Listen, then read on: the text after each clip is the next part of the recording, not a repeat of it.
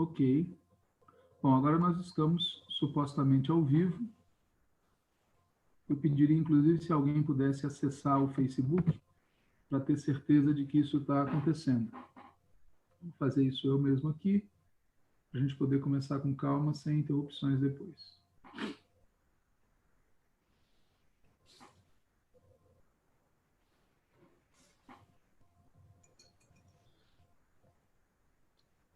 Muito bem. Muito obrigado, Ana Carolina.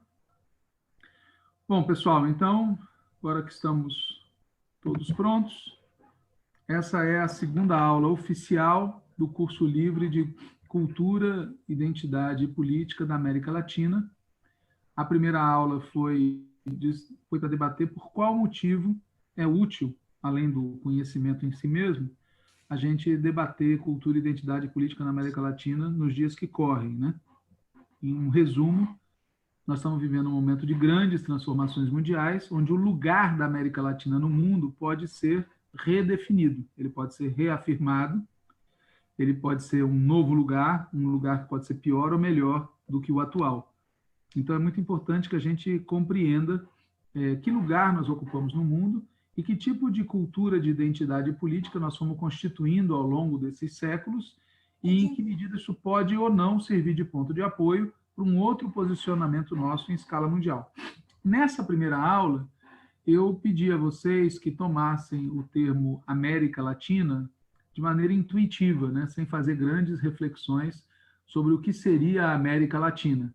E, na verdade, é necessário fazer uma reflexão. Esse termo não aparece do nada, ele tem uma história, e essa história transcorre especialmente no século XIX, quando o termo América Latina passa a fazer parte do vocabulário de uma parte das pessoas que moram no nosso continente. Mas a América Latina é precedida por um outro termo, pelo termo América. E o que nós vamos falar nesta aula aqui, nós vamos falar sobre a origem do termo América, né? Para poder depois, na aula que vem, na aula de amanhã, falar especificamente sobre a origem do termo América Latina, né? Todos nós aqui, com certeza absoluta, já ouvimos a frase Colombo descobriu a América, né? Será mesmo verdade isso, né? Qual é o fato que ocorreu? E por que a interpretação desse fato se popularizou dessa forma, né? Colombo descobriu a América. O fato é que no dia 12 de outubro de 1492, uma frota de navios comandada por Cristóvão Colombo, um genovês, aportou num território que ele estava convencido fazer parte da Ásia. Ele estava absolutamente convencido, quando ele chega nesse dia à terra firme, que ele estava chegando à Ásia, vindo pelo caminho do Ocidente. E ele continuou a pensar isso até morrer, né? Ele fez pelo menos 4 viagens nessa época ao continente, e em todas as viagens ele deixou um farto material escrito, cartas, diários, declarações que ele fez a contemporâneos, e em todas as 4 viagens ele repetiu sempre que ele estava na Ásia. Apesar disso, até hoje há escolas que ensinam que Colombo descobriu a América, né? A esse respeito, se escreveu muito ao longo desses 5 séculos. Mas tem um livro em especial que eu vou tomar como base para fazer essa conversa com vocês hoje, um livro muito interessante, chamado A Invenção da América. Ele é um livro interessante por si mesmo, de um cidadão mexicano chamado Edmundo O'Gorman. O Edmundo O'Gorman nasceu em 1906, morreu em 1995. É um livro muito bem humorado, na minha opinião, pelo menos. Tem uma pegada de romance policial, né, porque ele vai desconstruindo certas situações, ele vai analisando versões que aparecem, né? E ele começa esse livro com uma citação fake. Ele começa esse livro com uma epígrafe que supostamente é do Diário Íntimo da América, como se a América fosse uma pessoa que tem um diário íntimo. Então ele extrai como epígrafe do livro, da primeira parte do livro, uma citação desse suposto diário íntimo da América, que no dia 12 de outubro de 1492 teria escrito em seu diário a seguinte frase, dois pontos, abre aspas, até que, enfim, alguém veio me descobrir. Fecha aspas, ponto final. Ele começa com essa brincadeira para ressaltar o absurdo completo dessa construção, né? Colombo descobriu a América. Então, Colombo levantou o pano de algo que já estava lá escondido, algo que já era a América, e assim por diante. Ele vai demonstrando no livro como essa formulação não faz o menor sentido. Eu queria pedir para o pessoal que está por aí com o microfone aberto que fechasse o microfone. Faz ruído aqui, faz ruído para as outras pessoas que estão ouvindo. Eu não faço a mais mínima ideia de quem é que está com o microfone aberto, mas peço que feche. Obrigado. Bom, falando sério, o Edmundo O'Gorman construiu uma obra muito interessante que ele conclui dizendo que a América não foi descoberta, a América foi inventada, né? A América foi inventada. E o livro não é um livro imenso, e é sobre ele que eu quero falar aqui, com base no que ele desenvolve, que eu quero fazer essa conversa aqui com vocês hoje, né? O ponto de partida do Edmundo O'Gorman, mais seriamente, não a citação, mas o texto propriamente dito, abre da seguinte forma: a tese é esta, que ao chegar Colombo, no dia 12 de outubro de 1492, a uma pequena ilha que ele acreditou pertencer a um arquipélago adjacente ao Japão, foi dessa forma que ele descobriu a América. Eu vou dar uma paradinha até que o cidadão que está com o microfone aberto cheque o seu microfone. Vamos lá, pessoal, vamos checar o microfone, fechar o microfone, senão é impossível para quem está falando aqui e para quem está ouvindo.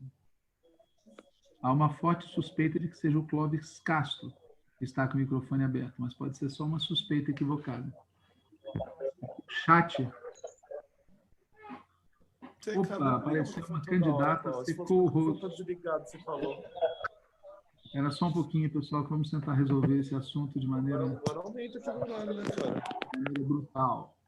Um segundo. Um segundo que nós vamos tentar resolver isso da maneira...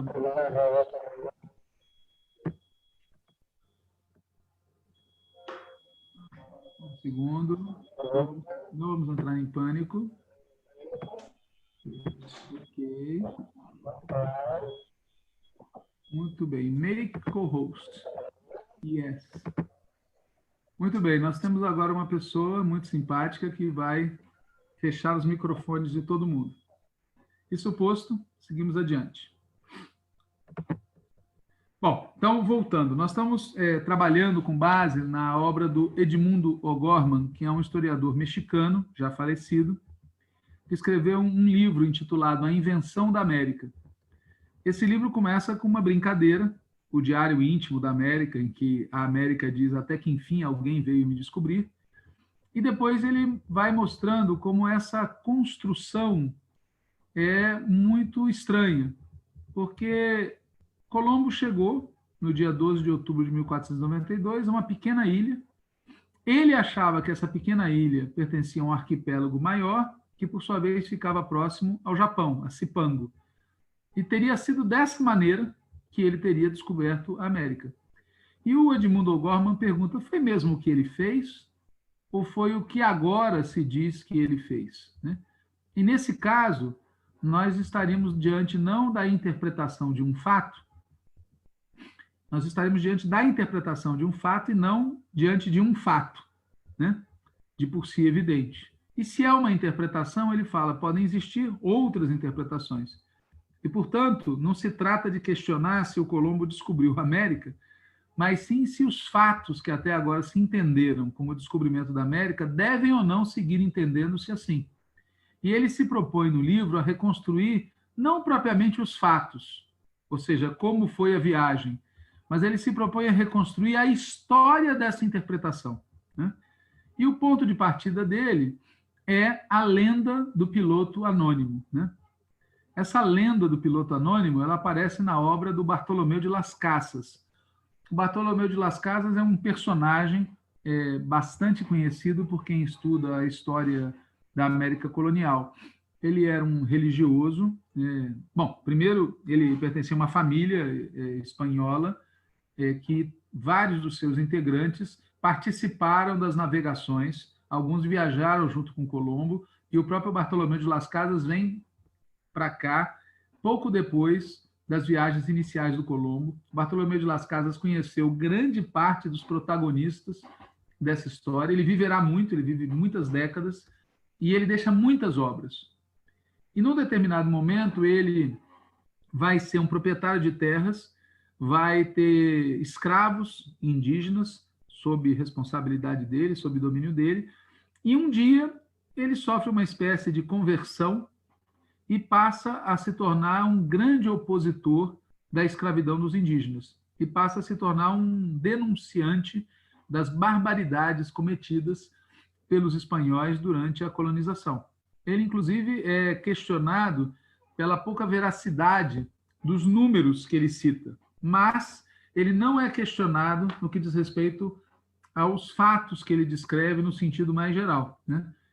Ele participa, ele não é uma figura, digamos assim, marginal, ele faz parte de um grupo mais amplo de intelectuais que, na época, dá assessoria para o rei espanhol, e ele, inclusive, é protagonista de uma polêmica bastante conhecida que se trava na cidade espanhola de Valladolid, entre ele e um outro intelectual que defendia a justeza da escravização dos indígenas. É um debate muito tenso, que se apoia em Aristóteles, que discute a natureza dos bárbaros, a justeza ou não das guerras, tudo isso versando em torno da escravização dos indígenas, ou, não estava em pauta explicitamente, mas estava de fato, a escravização dos negros africanos. Bom, tudo isso para falar que o Bartolomeu de Las Casas é um personagem do qual a gente vai falar em outras aulas, e é na obra do Bartolomeu de Las Casas, numa das obras dele, das muitas obras dele, que é citado um personagem de quem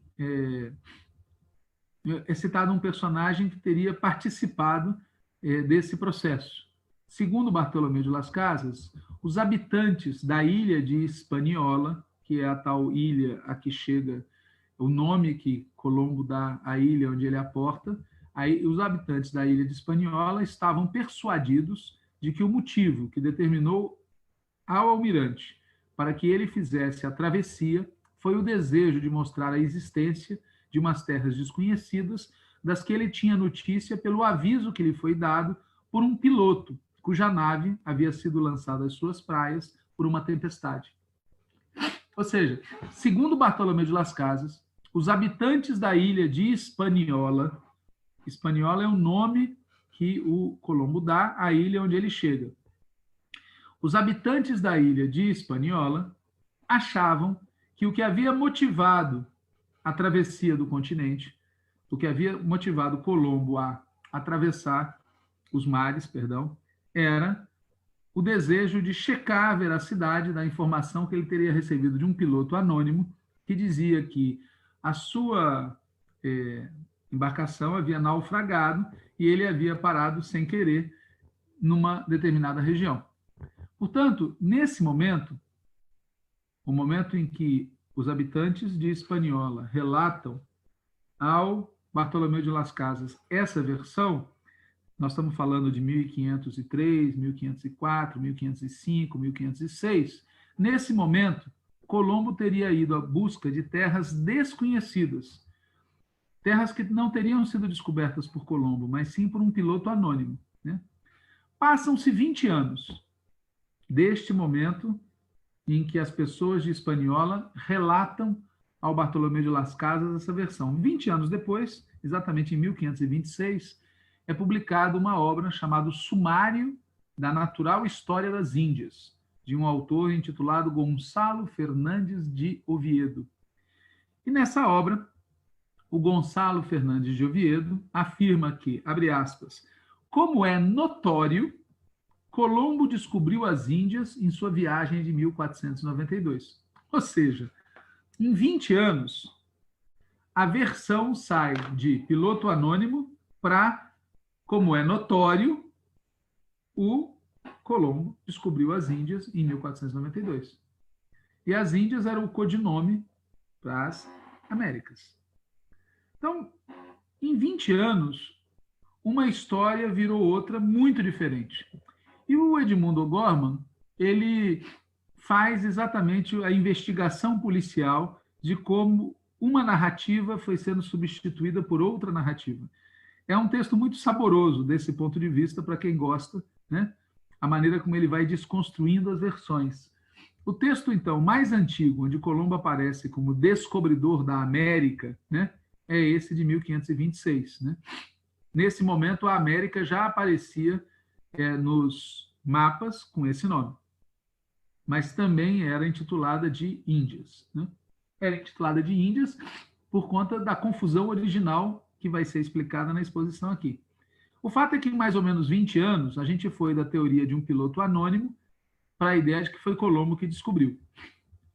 E não só para a teoria, era notório, era a versão oficial. Como é que isso aconteceu, né? O Edmundo O'Gorman, ele cita talvez 10 ou 12 obras, algumas delas eu vou citar aqui, sem me preocupar muito em falar do título do autor, do título da obra, do nome do autor, porque não é necessário, importa só a ideia. Ele vai citando várias obras que são publicadas nesse intervalo, e são publicadas um pouco depois disso, para mostrar como vão se construindo versões a respeito. Por exemplo, ele cita a História Geral e Natural das Índias, né? Que afirma assim: existindo ou não um piloto, quem descobriu foi Colombo, porque sabia o que é que estava buscando. Depois ele cita o Gomara, da História Geral das Índias, em que ele fala do piloto anônimo e diz que o Colombo fez uma redescoberta, né? A partir de leituras que ele tinha e a partir da informação que o piloto anônimo tinha dado. Colombo seria, portanto, na opinião desse autor, um segundo descobridor. Ele cita o Fernando Colomb, que é filho do almirante, filho do próprio Colombo, né? Numa obra sobre o pai, intitulada Vida do Almirante, o Fernando Colomb diz: ninguém antes de Colombo soube da existência das terras que Colombo achou em 1492. Colombo teve a ideia de que ao ocidente da Europa tinha que existir um continente, até então ignorado. Ou seja, o Colombo chegou a essa conclusão por inferências que ele fez e foi à busca da comprovação empírica dessa hipótese. E chamou de Índias por opção, não porque ele achasse que ele estava na Ásia, não porque ele estava a caminho das Índias, não, por opção, tá certo? Essa é a tese do filho do Colombo. O detalhe, vejam como as coisas são. O Fernando Colombo, filho do Colombo, autor dessa versão segundo a qual o Colombo sabia o que estava fazendo desde o princípio, e tudo baseado na inferência, no cálculo, em hipóteses científicas, o Fernando Colombo acompanhou a quarta viagem, quarta e, se não me engano, última viagem, da qual o Cristóvão Colombo saiu absolutamente convencido de que ele estava na Ásia. Obviamente, o Colombo filho sabia dessa opinião do Colombo pai, que ademais está registrado em vários textos. E ainda assim, ele reescreve aquilo que o pai dele, o Colombo, teria feito. E, finalmente, nós temos o próprio Las Casas, já citado, né? O Las Casas é um caso muito interessante, porque, como eu expliquei, ele era religioso, né? Então, ele afirma que o descobrimento da América foi o cumprimento de um desígnio divino, feito por um homem eleito. Não estamos em 2020, nós estamos, vamos lembrar, em 1520, por aí, tá certo? Esse homem foi Cristóvão Colombo, ele foi o homem eleito, né? O Cristóvão Colombo se baseou em hipóteses científicas, não foi uma revelação, né? Não veio um raio na cabeça do Cristóvão Colombo e disse: ali tem um continente. Portanto, o fato dele ter descoberto, por esse motivo, ou ter parado lá por acaso, é secundário para o Las Casas. O importante é que a descoberta tinha um propósito. a chegada dos europeus ao continente tinha um propósito religioso, que era evangelizar. E esse propósito independia das motivações individuais de quem descobriu, do eleito para descobrir. Portanto, o Bartolomeu de Las Casas, ele não se preocupou em ocultar os propósitos conscientes, os propósitos pessoais do Colombo, porque do ponto de vista dele, esses propósitos pessoais careciam de importância. Se ele descobriu por acaso, se ele descobriu porque um piloto anônimo falou para ele, se ele descobriu achando que estava em outro lugar, tudo isso é indiferente para o Bartolomeu de Las Casas. O que importa para o Bartolomeu de Las Casas é que esse novo continente tinha gente que tinha que ser evangelizada. E, portanto, essa chegada dos europeus ali respondia a um desígnio divino. E, graças a esse motivo, o Bartolomeu de Las Casas deu publicidade às cartas e aos documentos do Cristóvão Colombo, inclusive os da quarta viagem. E esses documentos são absolutamente claros a respeito das motivações e da interpretação do próprio Colombo acerca do que ele havia feito, mostrando que essa ideia de que Colombo descobriu a América não faz o menor sentido do ponto de vista de quem está descobrindo. E mais adiante, o Gorman vai mostrar que também não faz o menor sentido do ponto de vista daquilo que supostamente está sendo descoberto. Porque aquele território em que o Colombo chegou, achando que estava chegando em outro lugar, não era isso que a gente hoje chama de América, não como ente físico, mas como construção cultural. Então, o Bartolomeu de Las Casas, por motivos estranhos, vamos dizer assim, por achar que o que aconteceu foi por inspiração divina, foi cumprindo um desígnio divino e que, portanto, qualquer explicação é boa, ele considera que é possível revelar os motivos e as opiniões pessoais do Colombo. E ele vai mostrando que o Colombo, segundo os seus próprios documentos, não tinha a menor ideia de que aquilo ali fosse outro continente. Perdão, de que aquilo ali fosse um novo mundo, um novo continente. Ele tinha convicção de que aquilo ali era parte da Ásia. Né? É irônico, portanto, que a fonte documental da verdade tenha vindo à tona por uma motivação dessa natureza. Na verdade, o Bartolomeu de Las Casas é quem fundamenta cientificamente a ideia de que o nosso amigo Cristóvão Colombo estava tentando buscar uma ligação entre a Europa e a Ásia pela rota do Ocidente, né? E que, ao fazer isso, deu de cara com algo que ele não imaginava que estava ali e que ele continuou acreditando que não era algo novo, que era parte da Ásia. Muito bem.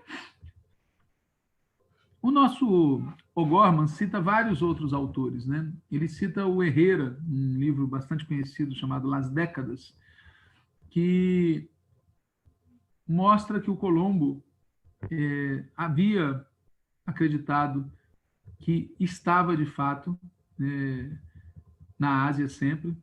Ele cita uma outra obra chamada Aparato, do Beaumont, que demonstra que o Colombo teria feito uma viagem para ir a um ou para outro lugar, mas que na terceira viagem, finalmente, ele descobriu que estava em outro continente, mas não na Ásia. Ou seja, mesmo depois da publicação do Bartolomeu de Las Casas, com os documentos mostrando que o Colombo estava convencido de que estava na Ásia, continuou sendo propagada a ideia de que o Colombo acreditava que tinha descoberto um novo continente.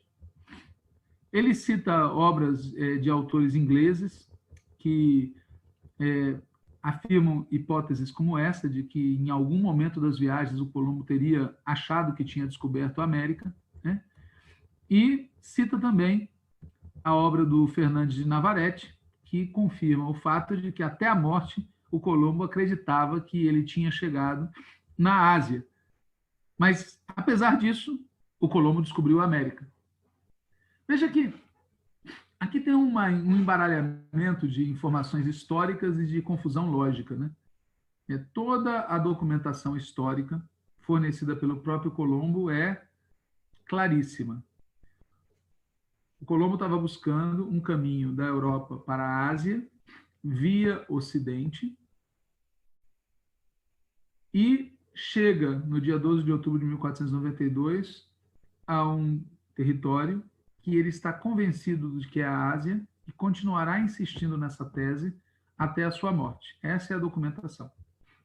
Há aqueles que, antes da documentação vir à luz, negam essa descrição e dizem que, na verdade, o Colombo tinha ido à busca de um novo continente.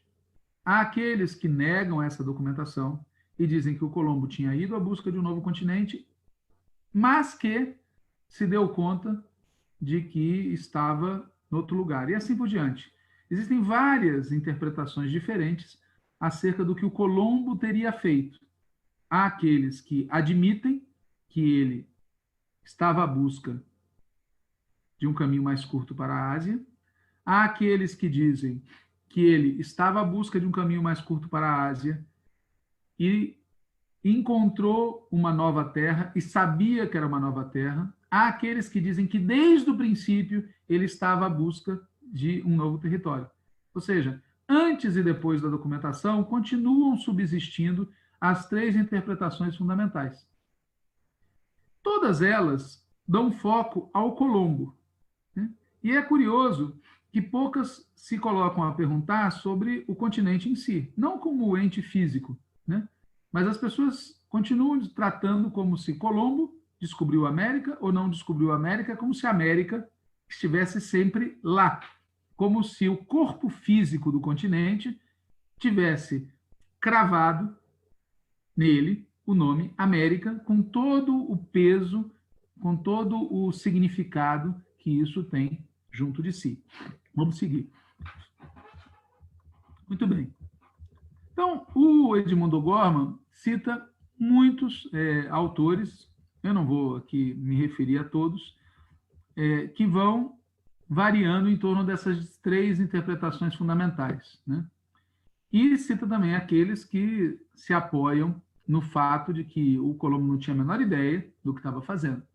Mas todos eles, os que acham que ele não tinha a menor ideia do que ele estava fazendo, os que acham que ele sempre, desde o princípio, estava à caça de um novo continente, que ele sabia que estava lá, os que acham que ele foi à busca da Ásia e achava que tinha descoberto a Ásia, os que acham que ele tinha ido à busca da Ásia e no meio do caminho descobriu uma outra coisa e se deu conta disso.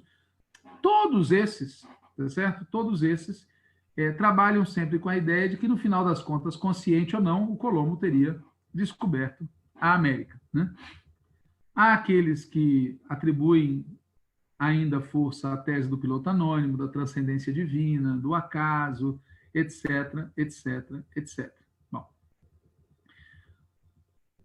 o ponto é que, quando a gente faz toda essa compilação de hipóteses, a gente chega a um momento em que se percebe as lógicas que estão por trás dessa maneira de pensar, e elas são interessantes, embora apareçam neste momento aqui da aula distantes, para aquele debate proposto no último dia que a gente se encontrou, né?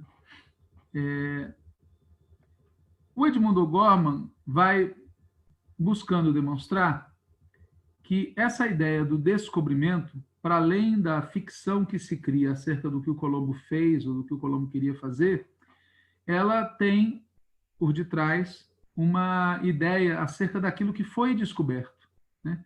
A ideia de que ali existiria uma terra, um continente novo, um continente que foi, enfim, estava lá para ser descoberto por acaso, por desígnio divino ou por intencionalidade.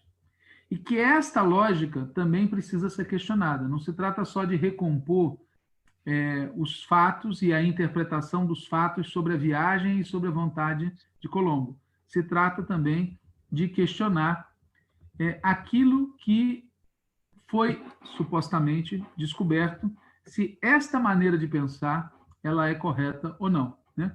Ele diz assim: a questão é se a ideia de que o continente americano foi descoberto era ou não aceitável como modo satisfatório de explicar a aparição de dito continente no âmbito da cultura do Ocidente. Ou seja, ele se pergunta o seguinte: o que é que o Ocidente, entenda-se, a Europa, que visão a Europa tinha do mundo E qual é o lugar que essa tal descoberta ocupou na visão que a Europa tinha do mundo nesse momento, 1500? E ele vai pesquisando isso e fazendo uma síntese de como a intelectualidade europeia pensava o tema. E é a partir daí que ele vai construir a noção de que a América foi inventada e não descoberta. Esse ponto de vista de que a América foi inventada e não descoberta, ele é muito interessante. Há um outro ponto de vista que a gente vai comentar mais adiante, de que a América foi invadida, né? Não foi nem descoberta, nem propriamente inventada. Mas o terreno que o Edmundo Gorman está investigando é o terreno da história das ideias, da história da cultura, né? E ele passa a analisar o horizonte cultural da época. O horizonte cultural da época, na Europa, né, nós estamos falando da Europa, principalmente de Portugal e Espanha, era de que o universo tinha sido criado por Deus, era um universo finito, era um universo perfeito, era um universo inalterável, era um universo de Deus e para Deus. Era uma visão muito religiosa acerca de como o universo havia sido constituído. Uma segunda ideia presente naquele momento era de que se tratava de um universo geocêntrico. Aqui é uma coisa curiosíssima para nós que vivemos no Brasil de 2020, né? A noção que predominava em 1500 era de que a Terra era uma esfera. A noção anterior a essa havia sido derrotada, a noção de que a Terra era plana. Vejam que no Brasil de 2020 volta à moda a ideia do terraplanismo, que em 1500 não estava presente, tinha sido superada, né? Agora, veja, o universo tinha sido criado por Deus, a Terra era uma esfera. Agora, qual era a circunferência dessa esfera? Qual era a circunferência do globo terrestre? E qual o percentual de mar e qual é o percentual de terra que existia no globo terrestre? São duas questões muito importantes que ajudam a entender toda a polêmica acerca do nosso simpático Cristóvão Colombo e as implicações disso para os dias de hoje.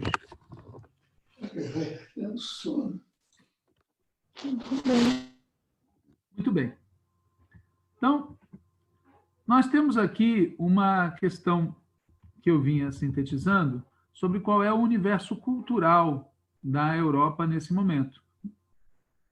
O universo cultural partia da ideia de que tudo havia sido criado por Deus, mas especificamente o globo terrestre era um globo, não era plano, mas havia muita polêmica sobre qual a proporção de mar e de terra nesse globo, né?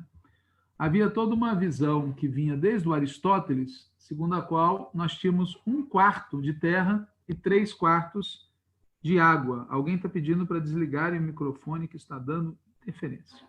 Bom, o Aristóteles, grego, ele tem muita influência no debate intelectual da época. A gente vai ver mais adiante que a tal polêmica de Valladolid, na qual Bartolomeu de Las Casas participa, gira em torno das concepções do Aristóteles sobre o que eram os bárbaros e sobre o direito de escravizar os bárbaros através de guerras justas.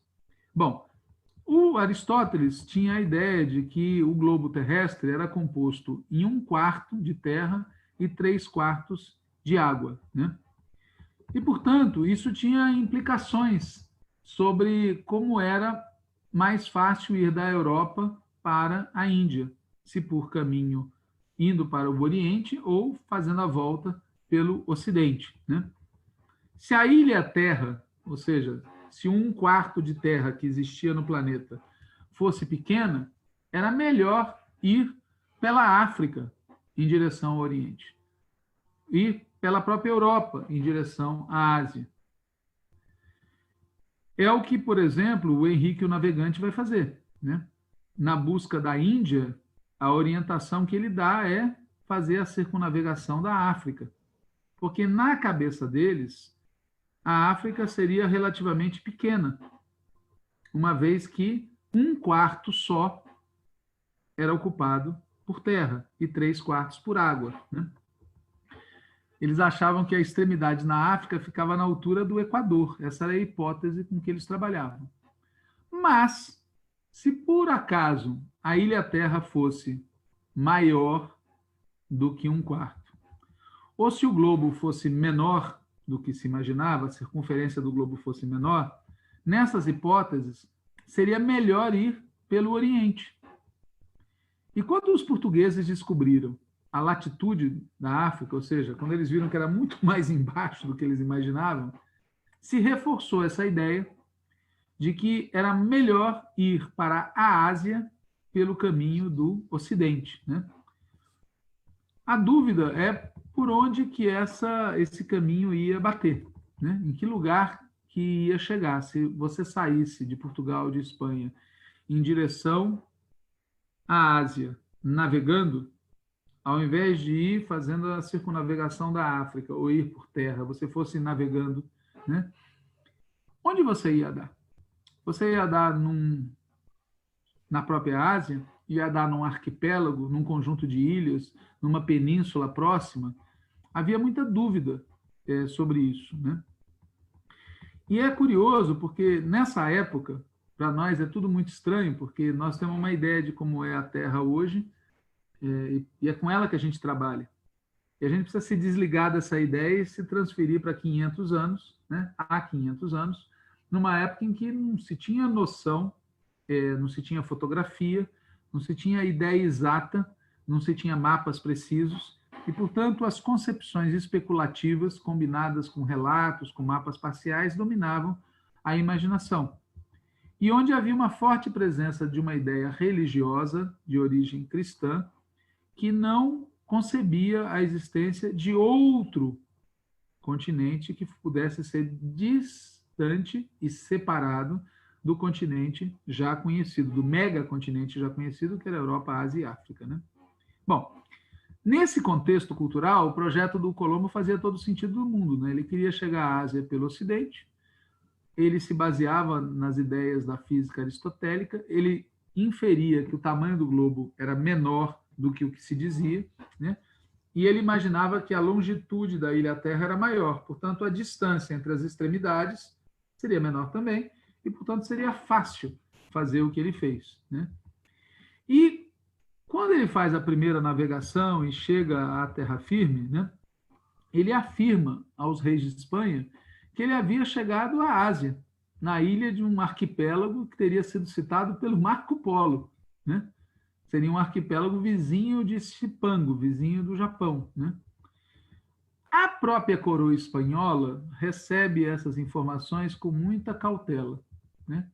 Em 1493, a coroa espanhola vai escrever que o Colombo teria descoberto ilhas e terras firmes localizadas nas partes ocidentais do Mar Oceano em direção às Índias. Ou seja, a coroa espanhola e os seus especialistas, os seus assessores, têm muita dúvida sobre a informação que o Colombo traz e escreve de uma maneira muito genérica para poder, inclusive, negociar com o Papa a famosa repartição que depois vira o Tratado de Tordesilhas, né? Bom, o jeito é mandar o Colombo para uma nova expedição. E ele faz essa nova expedição, uma segunda frota, e ele novamente acha que chegou à Ásia, mais exatamente na península de Malaca, né? O problema é que, em um certo momento, o Colombo se dá com imensa quantidade de água doce. Você está... Alguém está com o microfone aberto, tem que fechar.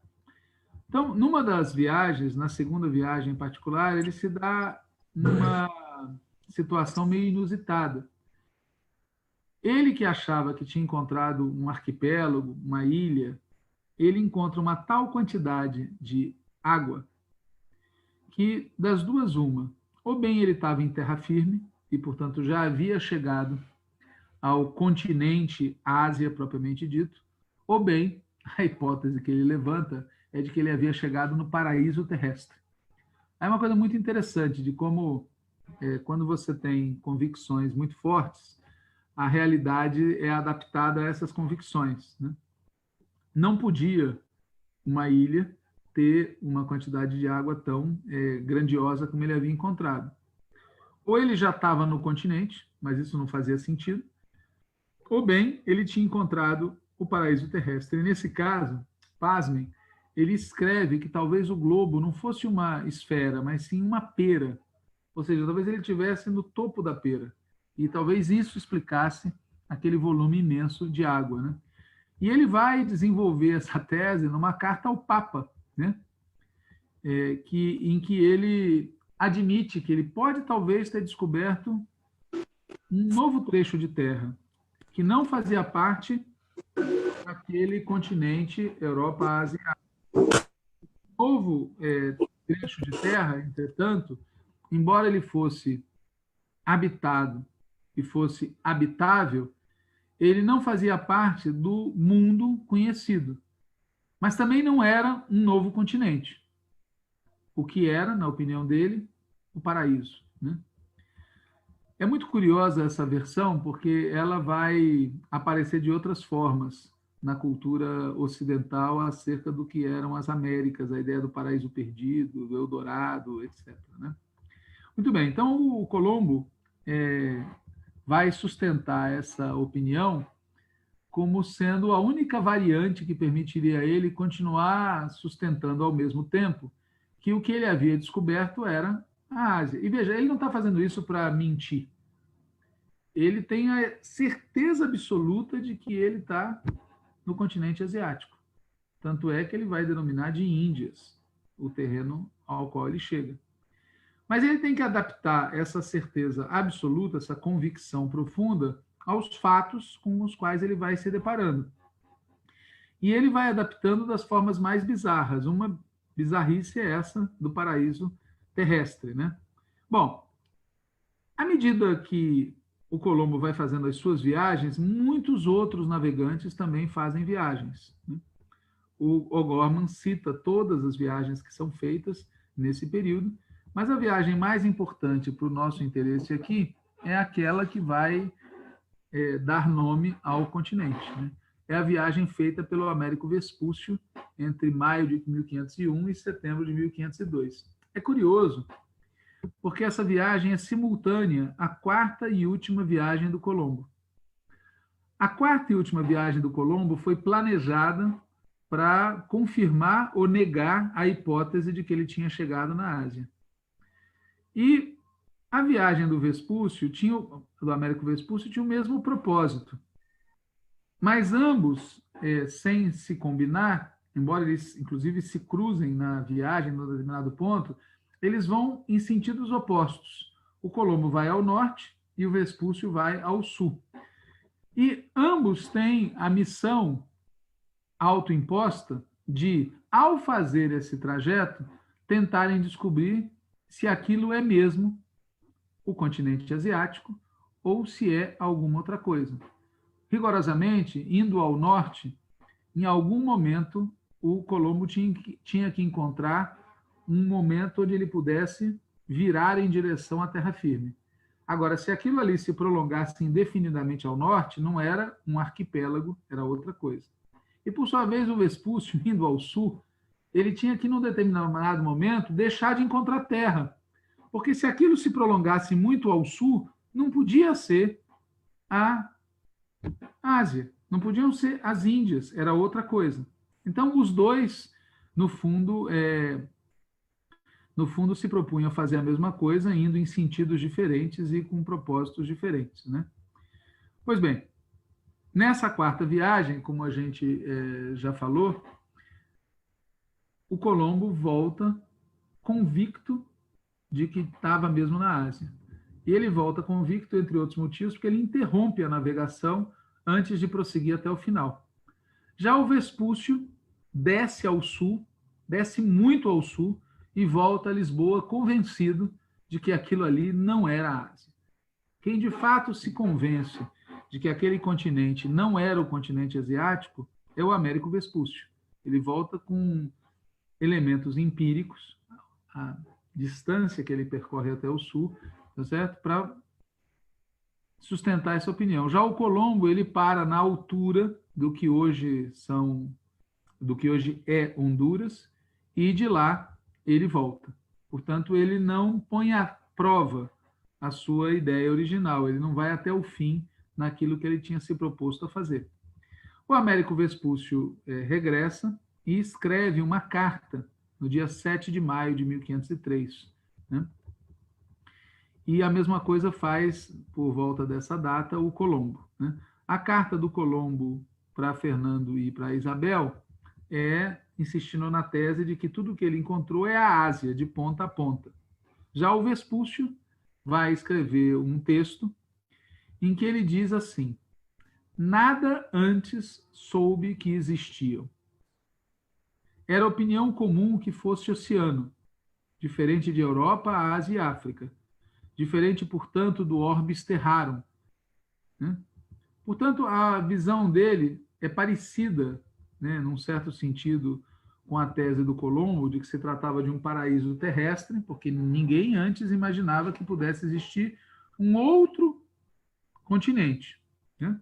Só fazia sentido na visão de mundo da época se esse outro continente fosse o paraíso. Né? Muito bem. Mas o Vespúcio não para aí. Né?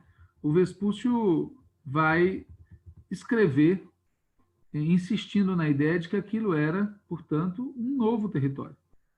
Era, de fato, um novo mundo, diferente do mundo conhecido, que era o mundo da Europa, Ásia e África. Enquanto que o Colombo, que é o europeu que primeiro chega ali, sustenta a ideia de que aquilo era a Ásia. Eu falei que o Colombo era o primeiro europeu a chegar, mas isso não é propriamente exato, né?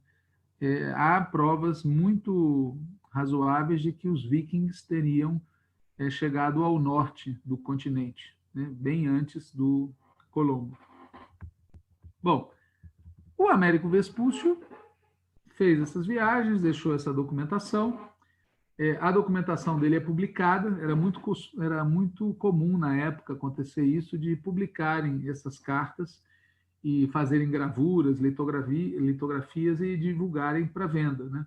Havia um comércio muito intenso na época de impressos, especialmente de cartas e textos que relatassem descobertas maravilhosas. Era uma época de navegações, enfim.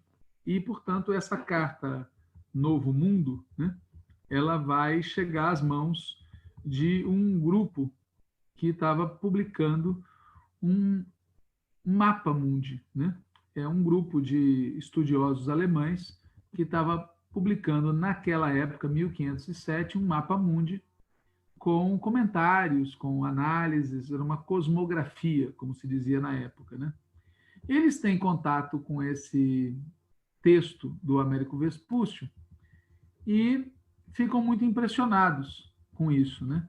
E eles escrevem, em 1507, quando estão publicando essa obra com o Mapa Mundi, o seguinte: tradicionalmente, a orbe, a ilha da Terra, se veio dividindo em 3 partes. Mas agora apareceu uma 4ª parte, que, como foi concebida por Vespúcio, deve ser chamada América. Por que América? Né?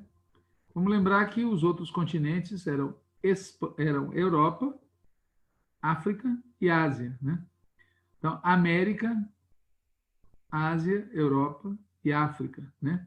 Nomes femininos. Né? Eles adaptam o nome de Américo Vespúcio, América, e dizem, entretanto, que aquilo dali é uma ilha, não exatamente um continente.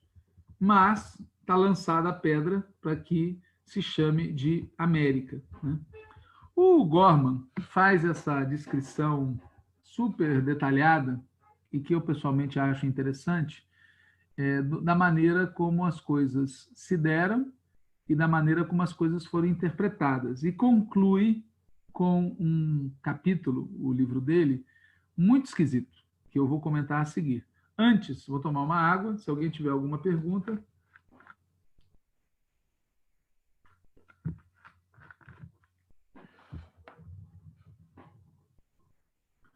Não sei se vocês estão aí. Vocês estão aí ainda?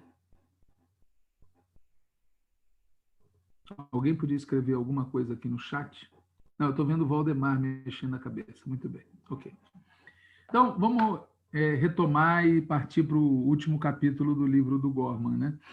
Veja, A tese do Gorman é a seguinte: essa afirmação de que Colombo descobriu a América não faz o menor sentido. Primeiro, porque o próprio Colombo não se propôs a fazer isso. Segundo, porque o que ele fez, ele interpretou sempre como tendo sido chegar à Ásia. Portanto, não faz o menor sentido do ponto de vista do agente. Entretanto, se construiu essa interpretação ao longo de séculos. Ele mostra como essa construção tem que ver com a maneira como os europeus, especialmente os espanhóis e os portugueses, mas não só, interpretavam o mundo na época, mas tem a ver também com circunstâncias aleatórias, do tipo aquilo que o próprio Colombo tinha dito para outro, aquilo que o filho do Colombo divulgou, a dificuldade para que os documentos originais viessem à tona, a guerra de interpretações a respeito. Mas, por detrás de toda essa confusão, persistia um outro aspecto da equação, que é a ideia de que a América foi descoberta, não importa por quem. Né? Ele diz, essa noção também não faz o menor sentido. Porque, é claro, o continente físico estava lá, mas aquele continente físico não era a América. Não apenas por conta do nome. Né? Se o Américo Vespúcio chamasse Abóbora, a gente podia morar num continente chamado Abóbora. Né? Mas não se trata do nome. Se trata do fato de que se imputa um nome, mas também um significado na visão de mundo que havia na época. Essa ideia de que a América foi descoberta, seja lá por quem, não importa se intencionalmente ou não, tem na equação a América foi descoberta, essa noção da descoberta de algo que já estaria lá. E o Gorman, obviamente, diz, isso não é verdade. Isso que a gente chama de América hoje não existia naquele momento. E, portanto, não se deve, não se pode, não cabe falar de América sendo descoberta. Né? Ele mostra como essa noção da descoberta de um continente que já existia, entretanto, é uma ruptura com a visão predominante na Europa da época. Né? Na visão predominante na Europa da época, não existiria nada que pudesse ser descoberto. Né? A visão que predominava na Europa católica, espanhola, portuguesa, não concebia a existência de um outro continente.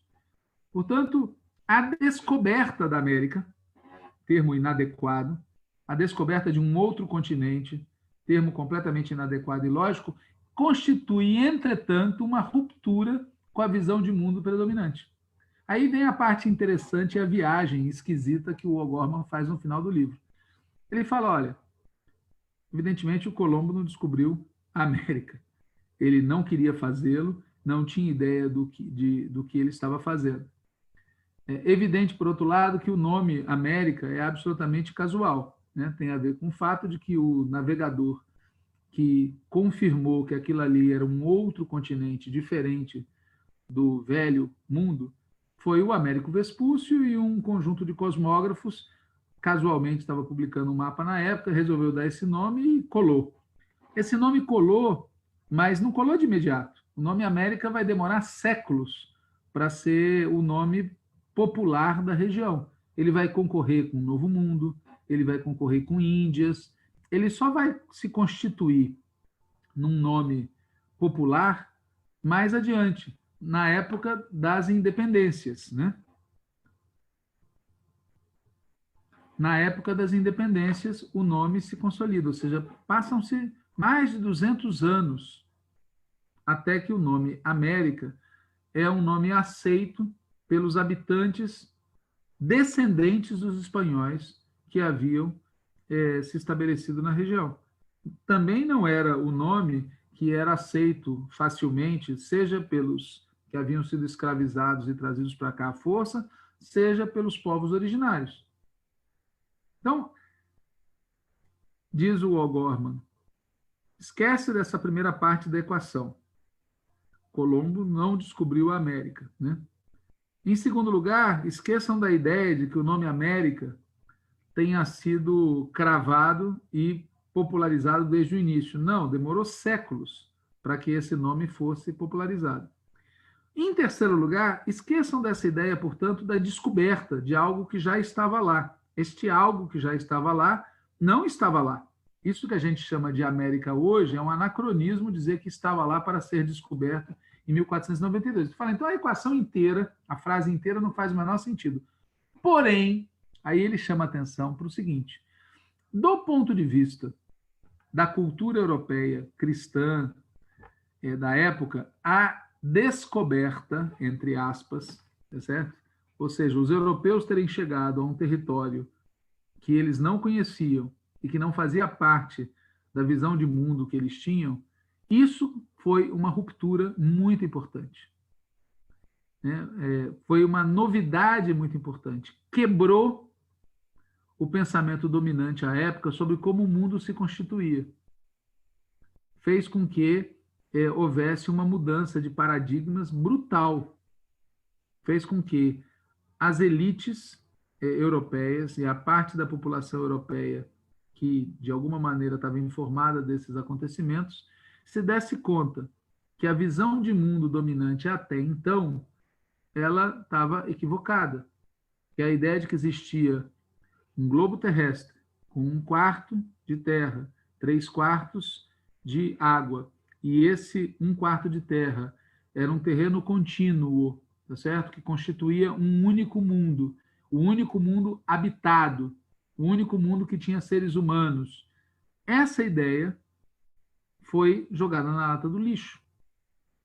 E isso, em si, é uma novidade importante do ponto de vista cultural. E aí vem o problema, né? Feita essa operação, que me parece, feita essa exposição, que me parece muito interessante, ele termina o livro dele, titulado A Invenção da América, fazendo uma especulação, dizendo o seguinte, que o universo deixou de contemplar-se como uma realidade constitutivamente estranha e alheia ao homem para converter-se em um infinito campo de conquista. Basicamente, ele fala que com a chegada dos europeus a este continente, habitado, mas até então desconhecido pelos europeus, os europeus passaram a se enxergar e a ver, por tabela, os seres humanos como capazes de criar uma nova realidade num nível que antes era atribuído somente a Deus. Somente Deus poderia criar uma nova realidade e, no entretanto, seriam os seres humanos, ao fazer as navegações, ao aportar nesse continente, ao colonizá-lo, eles estavam ganhando uma potestade infinita, um infinito campo de conquista. E daí o O'Gorman deriva dessa ideia a noção de que a América em si, embora ela não tenha sido descoberta, embora o Colombo não tenha descoberto a América, embora tudo isso tenha sido uma construção cultural, certo? Essa construção cultural, ela traz embutida uma ideia segundo a qual há um campo de criação humana imenso, um campo da liberdade, né?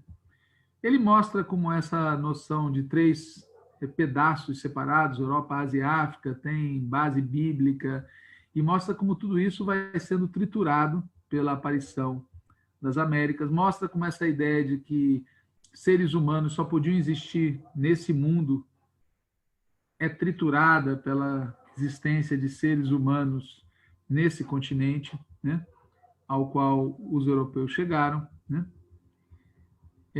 Mostra como isso abre um campo de evangelização que deixa a igreja atônita, né? É uma novidade, faz a igreja se debater sobre a justeza ou não da escravização dessas pessoas, né?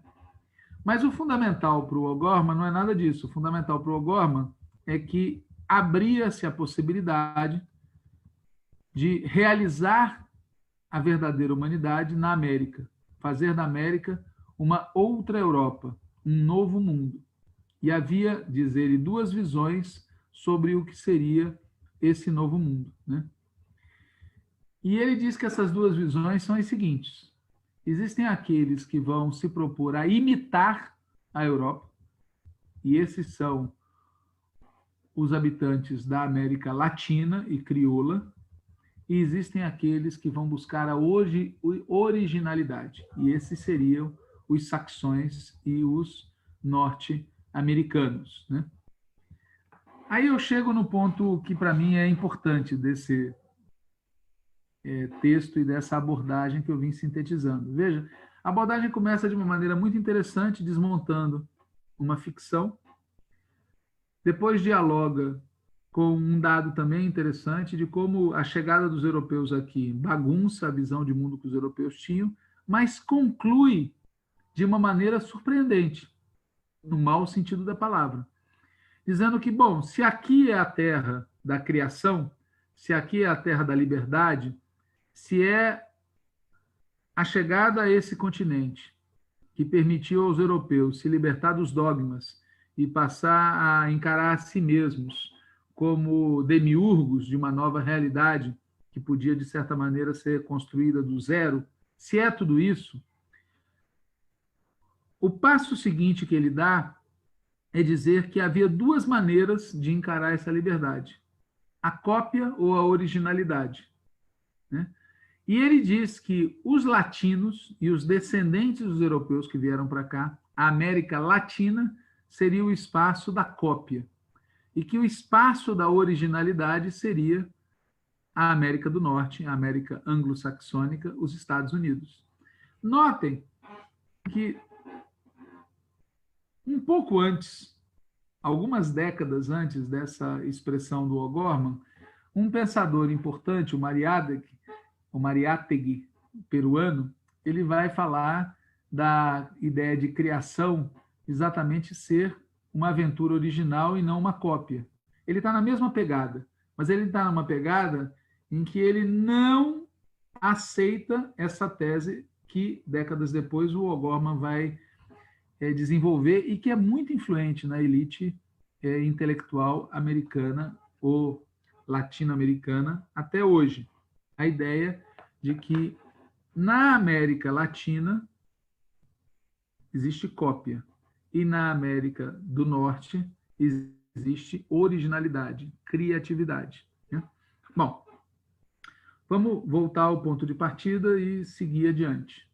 Então, o nome América, ele surge de certa maneira casualmente, ele vai demorar séculos para se estabelecer.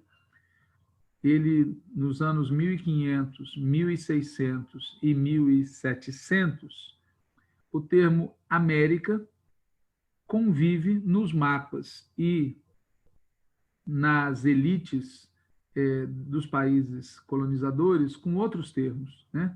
Com Índias, com Nova Espanha, com Nova Inglaterra, com várias fórmulas, com vários nomes, com várias denominações. O termo América só vai se consolidar como um nome do continente no período das independências, quando, obviamente, as elites locais queriam cortar o seu cordão umbilical com o continente europeu, e isso incluía assumir uma denominação que pudesse não ter vínculo com o velho mundo. Obviamente, o novo mundo tinha vínculo com o velho mundo. A ideia de Índias estava descartada por razões já descritas. A denominação de Nova Espanha, Nova Inglaterra, ou o que fosse, idem, né? O nome que cresce nesse momento é o nome exatamente de América, né? E vai ser carimbado no processo de independência das 13 colônias. O processo de independência das 13 colônias desemboca na nomenclatura de Estados Unidos da América, 1776. E dali para frente, o nome América vai se consolidando como uma designação do continente. Essa designação era a designação adotada pelas elites do continente. Para a grande maioria do povo da região, daqueles que viviam aqui, da população do continente, aqueles que eram parte dos povos originários, ou aqueles que tinham sido trazidos aos milhões para cá, sob a condição de escravos, essa denominação não fazia muito sentido. A denominação América, neste momento, é uma denominação usada pela elite e muito restrita. Mas, ainda assim, era a denominação hegemônica a partir do momento das independências. Ela vai continuar sendo utilizada de maneira muito intensa até o momento em que os Estados Unidos da América deixam de ser o irmão simpático do Norte e passam a se converter num ser ameaçador, né? Isso acontece em algum ponto da segunda metade do século XIX.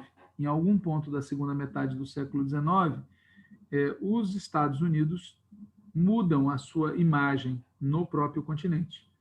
Deixam de ser vistos como até então eram, por uma parte da elite, como uma nação que tinha se libertado, em primeiro lugar, da nação colonizadora, que tinha divulgado os ideais da liberdade, da independência, etc., e se convertem numa ameaça direta ao México, de quem eles abocanham uma grande parte do território, e uma ameaça a outros países da região. O sinal de que isso podia acontecer é dado precocemente, é dado ainda no início do século XIX, por volta de 1820, quando é anunciada a doutrina Monroe, a América para os americanos.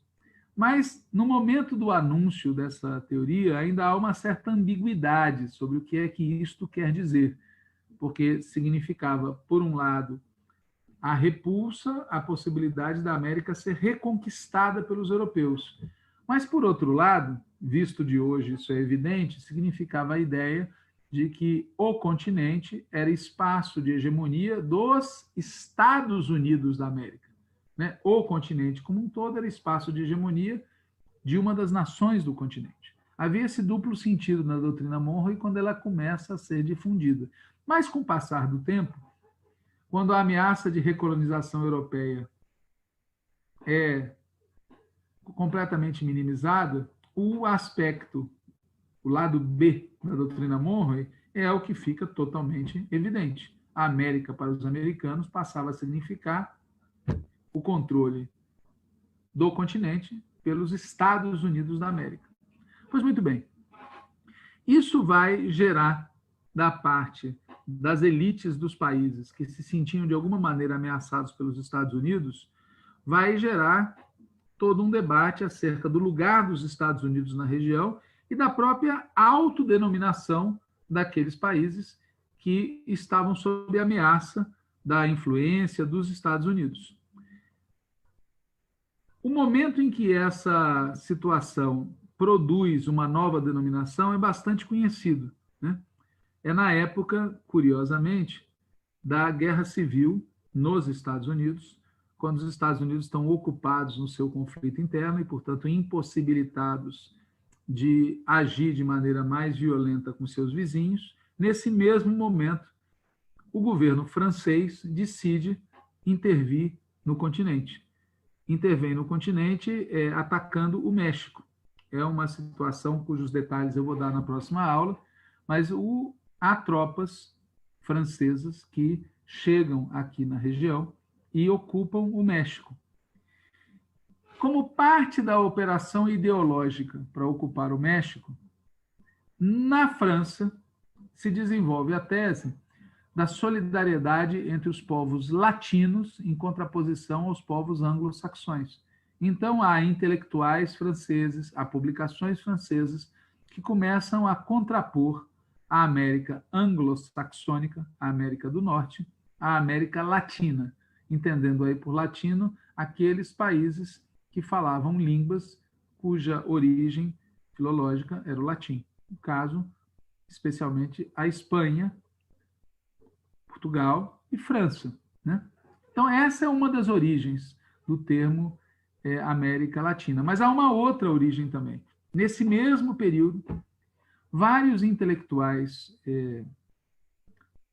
de países como Peru, Colômbia, Panamá, Chile, que estão na Europa, participando de vários eventos da época, começam a denominar a si próprios como parte de uma América Latina, que se contraporia à América anglo-saxã. Não por conta dos objetivos franceses, mas como os franceses para se contrapor aos Estados Unidos. Pelos dois caminhos se chegou ao mesmo ponto. Ou seja, pelos dois caminhos se chegou a uma situação em que uma parte do continente, uma parte da elite do continente, começa a se autodenominar como integrante de uma América Latina em contraposição à América do Norte.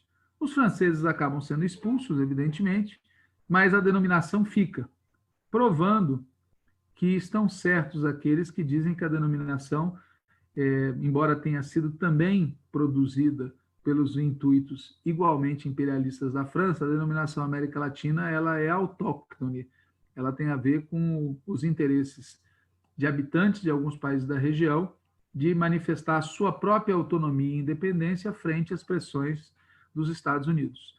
Portanto, quando a gente chega na segunda metade do século XIX, a gente tem a América como tal, como um nome já consolidado, reforçado para designar o continente, e a gente passa a ter a América Latina como expressando as outras denominações aqui da região. Alguém pergunta, uma questão que a gente vai abordar já, mas vamos abordar também em outras aulas, que é por que cargas d'água a elite brasileira não se identificava como parte da América Latina. Há vários motivos para isso, né? Um dos quais é o fato de que o processo de independência do Brasil em relação a Portugal foi, em grande medida, um arranjo dinástico familiar, né? Pegue esta coroa para você antes que outro a pegue. Aqueles episódios na história do Brasil que poderiam ter resultado numa independência efetivamente produto de uma guerra popular, como em certa medida ocorreu em outros países da região, aqui eles foram sufocados pela própria elite, às vezes em combinação entre a elite de origem portuguesa e a elite brasileira, às vezes em combinação com potências, como o caso da Inglaterra. O fato é que o processo de independência aqui do nosso continente, ele produziu uma monarquia e não uma república, ele manteve a escravidão até quase o final do século XIX e sufocou as possibilidades de uma rebelião popular contra a dominação portuguesa. O resultado disso foi que a história do Brasil é um pouco distinta da história de outros países da região. E a situação do Brasil, seja pelo seu tamanho, seja pelo fato de ter sido colonização portuguesa, seja pelo fato de ser uma monarquia escravista, uma monarquia sintonizada, curiosamente, com a elite do sul dos Estados Unidos, entre outras coisas, fez com que na elite houvesse uma adesão mínima a essa ideia de América Latina, né? A gente vai poder perceber isso quando a gente for, numa próxima aula, falar da dimensão literária dessa discussão, que aparece na famosa metáfora de Caliban, né? É uma metáfora que tem origem num personagem de uma peça do Shakespeare, mas que atravessa todo o século XIX e o século XX até agora, né? E é muito debatida no Brasil, no final do século XIX e no início do século XX, exatamente para tratar dessa maneira como a elite via o lugar do Brasil no continente. Mas tem razão, a Vanessa, acho que foi ela que perguntou, que a elite brasileira, e grande parte, inclusive, da esquerda brasileira, não se sente parte de uma América Latina. É como se vivesse à parte do restante do continente. Recentemente, um intelectual muito importante chamado Leslie Bethel, se a memória não falha, responsável por uma coletânea sobre a história da América Latina, é uma figura muito reconhecida como historiador, escreveu um texto inteiro dedicado a esse assunto. A gente vai comentá-lo depois aqui, em que ele basicamente sustenta que essa ideia de que o Brasil seria parte de uma América Latina é ficcional, é uma ideia sem muito sentido, né? Bom, mas vamos dar um passo atrás, né? A gente vai voltar a esse assunto depois. Veja, nós estamos aqui discutindo cultura, identidade e política na América Latina. A gente localizou na primeira aula a importância de discutir isso como parte dos debates que nós temos que fazer sobre qual é o lugar que nós queremos ter no mundo. Nós estamos numa época de crise mundial e, portanto, é um momento em que o lugar nosso no mundo está em questão. E a gente deve fazer o debate sobre cultura, identidade e política com esse propósito. Claro que há outros propósitos, todos legítimos, mas o que a gente está abordando aqui é com essa pegada. Nessa aula de hoje, a gente estava tentando localizar como é que o conceito de América surge, né?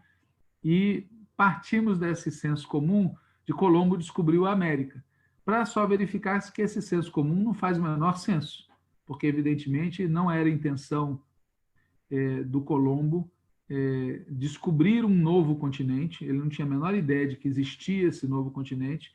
Ele, ao chegar neste lugar, ele não tinha ideia de que tinha chegado num novo lugar, ele achava que tinha chegado na Ásia e morreu acreditando nisso. Quem vai dar o nome ao continente é o navegador Américo Vespúcio, que consegue confirmar, aí sim, de maneira empírica, que esse território aqui não era parte da Ásia. E, por isso, por ter comprovado isso, ele é premiado por um cosmógrafo que dá o nome de América a esse novo trecho de terra.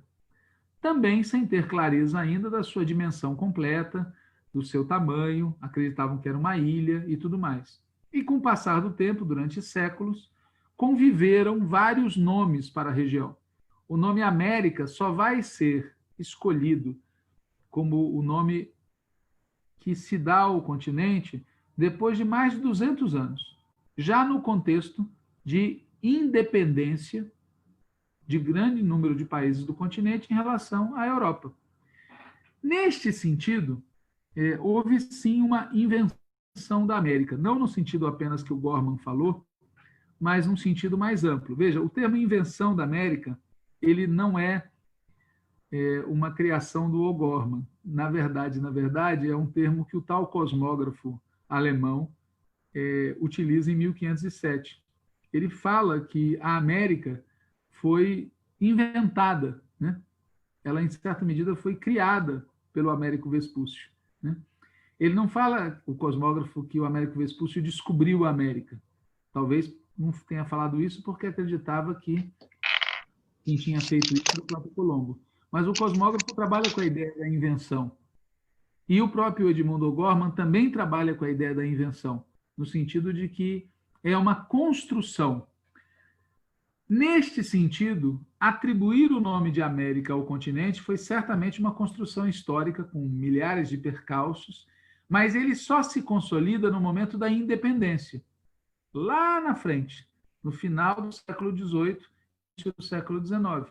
Mas, ato contínuo, esse nome já não é capaz de resolver ou dar conta da complexidade da região, porque dentro dela há uma distinção muito grande entre aqueles países que se convertem fundamentalmente em produtores de matérias-primas e aquele país que se converte numa potência industrial que logo, logo vai ser uma das maiores potências imperialistas do mundo.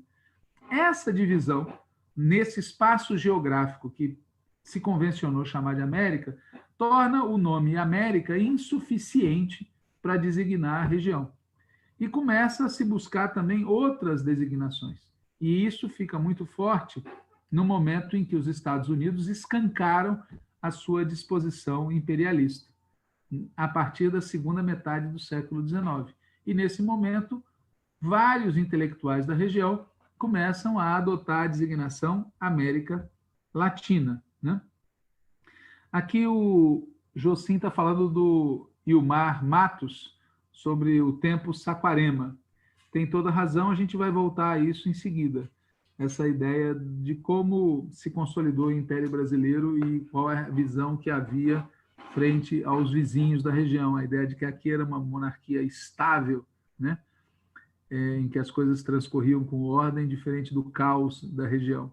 Durante muito tempo, esse tipo de ideia percorreu a cabeça de uma parte da elite. Bom, voltando ao ponto. Quando a gente chega, então, na segunda metade do século XIX, a gente chega observando o debate, vai ficando cada vez mais claro como a própria denominação da região é produto da luta política, social e ideológica. A região não se chamaria América se as independências não tivessem ocorrido. A sub-região não se denominaria América Latina se uma parte dos seus moradores não tivesse a necessidade de se contrapor à pressão dos Estados Unidos.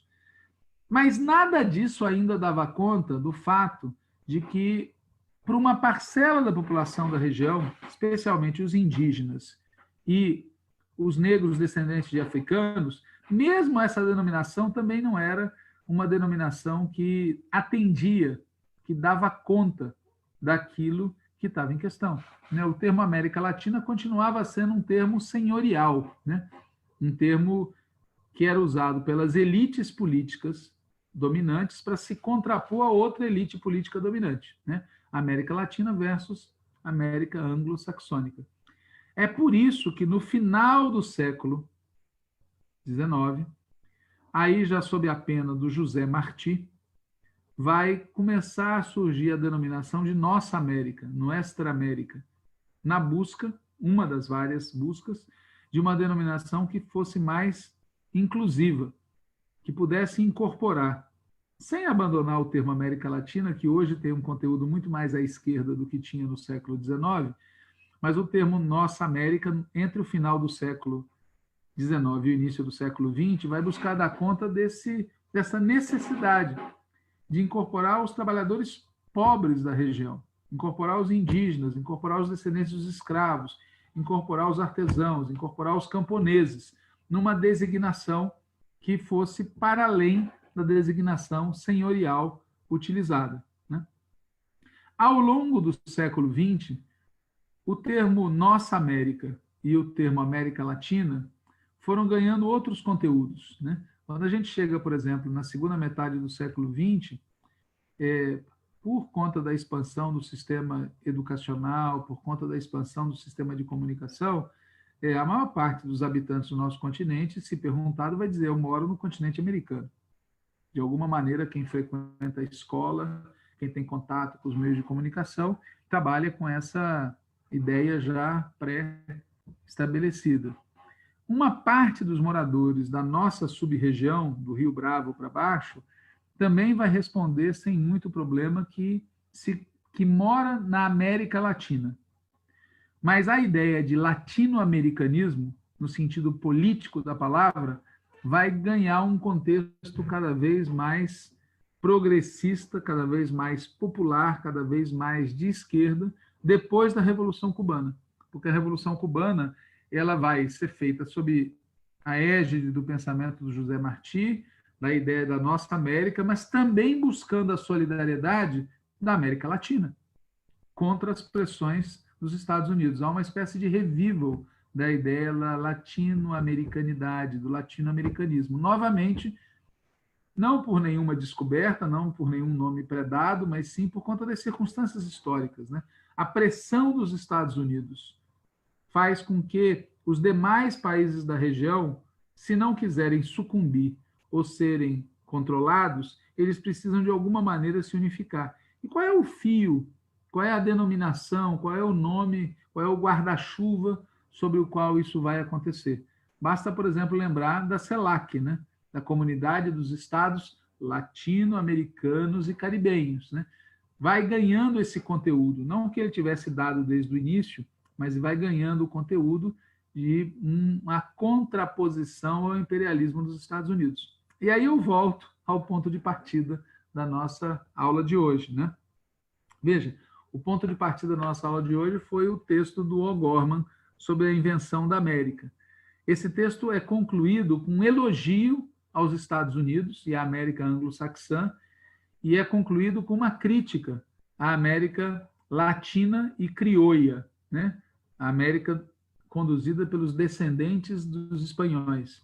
E ele, o O'Gorman, que é mexicano, mas filho de europeus, ele vai apontar o dedo acusador para a América Latina e vai elogiar a América anglo-saxônica como sendo o terreno da liberdade. Essa ideia, certo? Ela aparece de maneira torta numa parte da elite continental. Uma parte da elite continental dos países latino-americanos tem os olhos postos nos Estados Unidos. E uma parte da contra-elite latino-americana tem os olhos postos na unidade latino-americana contra os Estados Unidos. Então, há duas visões antagônicas que se confrontam num terreno que não é o do debate só das ideias. Quando se discute a possibilidade da integração latino-americana, é possível ler textos como esse do Leslie Bethel, que questionam isso a partir de, na história, o curso dos países foi muito diferente. Essa ideia de uma América Latina, ela não encontra materialidade. Existem conflitos entre os países da região e assim por diante. Nenhuma dessas informações, como a gente vai poder ver mais adiante quando analisar o texto dele, é mentirosa. Todos os elementos podem ser postos sobre a mesa, mostrando que há conflitos mesmo, que a possibilidade de uma América Latina unificada contra os Estados Unidos é uma hipótese, não é um dado de realidade, é algo que precisa ser construído, ou, para usar a expressão do O'Gorman, precisa ser inventado. Ou seja, é uma hipótese sem a qual os países da região não vão conseguir derrotar os Estados Unidos. Se essa hipótese for impossível de ser realizada, bom, triunfo dos Estados Unidos. Se essa hipótese for possível de ser realizada, triunfo dos países da região que conseguirem fazer isso. Ela não está proibida, vetada ou bloqueada pela história. É algo que pode ser inventado, do mesmo jeito que o lugar do mundo, o lugar do continente no mundo foi inventado, do mesmo modo que o nome do continente foi inventado, do mesmo modo que subnomes do continente foram inventados. Também pode ser inventado, no sentido de construído pela ação humana, o destino do continente. Isso não está dado. Isso não é nada que já esteja pré-definido. É algo que pode ser construído. Na minha opinião, no sentido oposto ao que o O'Gorman aponta, né?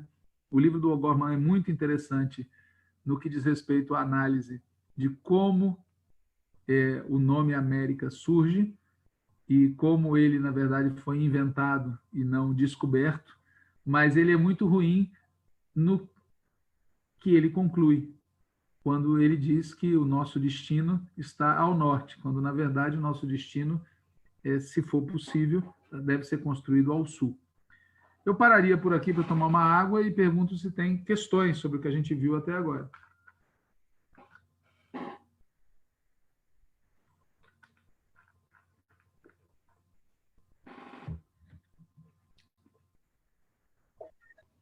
Walter, Araújo, AE Manaus.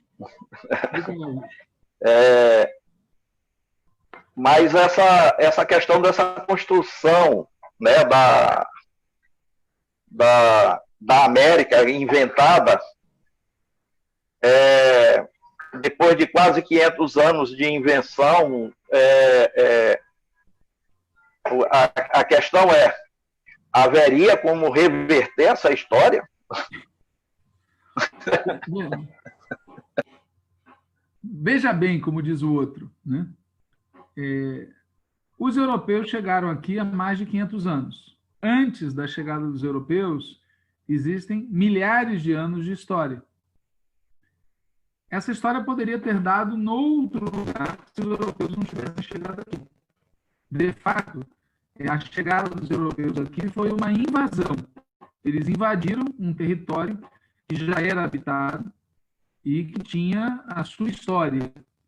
Eles invadiram e estabeleceram sobre esse território nomes, que é uma maneira de se apropriar das coisas, né? Nominá-las. Trouxeram para cá relações políticas e sociais de interesse dos europeus que aqui chegaram e levaram daqui para lá riquezas que aqui existiam. E construíram, de maneira muito violenta e brutal, uma nova ordem social e política sobre esse território, né? Nova ordem política e social que subordinou os habitantes que já estavam aqui e que trouxe para cá novos habitantes, vindos especialmente da África, para serem escravos. E essa estrutura social foi se construindo, né, ao longo de séculos. Quando a independência vem, a independência da maior parte dos países do continente vem entre o final do século XIX e o final do século XVIII e início do século XIX, ela vem sob comando, especialmente dessas elites. A exceção, que vai ser analisada em outra aula, é o Haiti. O Haiti é muito interessante, porque é uma revolução escrava, uma revolução social, e por isso mesmo uma revolução temida e escondida e sufocada. O restante da região é uma parte das elites que comanda o processo de independência, e por isso mantém uma parte substancial do processo econômico-social anterior. E mesmo mais adiante, quando a independência é complementada com um certo nível de desenvolvimento econômico, ainda assim predomina o desenvolvimento independente. Então, você tem razão quando você fala que a gente tem por trás séculos de uma história que foi extremamente dura e opressiva para a maioria da população do continente. Agora, isso quer dizer que tem que ser assim para sempre? Se a gente olhar, por exemplo, a experiência da China, para pegar um exemplo, a gente vê que é possível. Há uma nação que, por milênios, foi organizada de uma maneira, é possível redirecionar essa nação em outro sentido. Sem entrar no mérito do que existe na China hoje, ou desde 1949, é evidente que há uma mudança substancial em relação às características da China no período pré-1848. Então, você pega uma nação com muito mais história, uma civilização mais que uma nação com muito mais história do que o nosso continente, e você vê que é possível dar um certo cavalo de pau a essa história. Portanto, não há, na minha opinião, nenhum impedimento absoluto. Nós podemos ser incapazes de dar um cavalo de pau, mas não é porque ele não possa ser dado, né? Não há motivo para imaginar que o nosso destino vai ter que ser sempre uma repetição do passado. Eu vou ler algumas perguntas que tem aqui no chat. Vamos lá ver. A Ivete Vargas diz, na aula passada você mencionou que forças sociais poderiam produzir práticas políticas ou culturais que causariam uma possível revolução na América Latina. Que forças você pontua neste contexto? Veja, a força social e política que, na minha opinião, pode levar a América Latina no mundo de uma revolução é a classe dominante latino-americana. Isso pode parecer uma coisa meio paradoxal, mas é exatamente assim que eu penso. Ou seja, a classe dominante latino-americana, ela é a principal fomentadora de uma revolução no nosso continente. Porque é ela que impõe ao povo, à maioria da população da região, um padrão de vida e um nível de opressão política muito brutais, que não acomodam as pessoas facilmente. É muito fácil imaginar... Desculpa, Walter, não está dando para te ouvir. Desculpa, a gente está escrevendo, mas tu não estás vendo. Eu não sei do que se trata, porque aqui o sinal parece bom. Vocês estão ouvindo agora? Alô? Professor, eu acho que é a distância entre você e o microfone. Quando o senhor chegar mais perto, a voz fica distorcida. Quando o senhor está um pouco mais longe, dá para ouvir. Deixa eu fazer uma coisa aqui. Vamos ver se... Ok. Antônia está com o áudio ligado também. Não é isso, não? Não é isso, não? Eu vou desligar o meu vídeo e vamos ver se melhora. Professor, agora voltou a funcionar normal. É? Então, vamos lá. Se der problema, por favor, alguém fala, porque eu não consigo enxergar aqui no chat. Vamos lá, então. A Ivete Vargas disse o seguinte: na aula passada, você mencionou que forças sociais poderiam produzir práticas políticas e ou culturais que causariam uma possível revolução na América Latina. Quais forças você pontua nesse contexto? Veja, a minha hipótese, a minha opinião, a minha resposta é a seguinte: a classe dominante latino-americana, a classe dominante dos países da região, é a principal responsável por criar uma situação que pode produzir uma revolução em alguns ou em vários países da América Latina. Por quê? Porque o nível de exploração, de opressão política que essa classe dominante estabelece é intolerável para alguns setores da população da região e empurra esses setores para uma atitude de contestação. Se a gente comparar o que acontece no nosso continente com o que acontece na Europa, isso que eu acabei de falar fica claro. O número, o percentual de setores da população que estão insatisfeitos com o que aqui existe, que estão inconformados com aquilo que aqui existe e que têm disposição... Desculpe, acho que foi...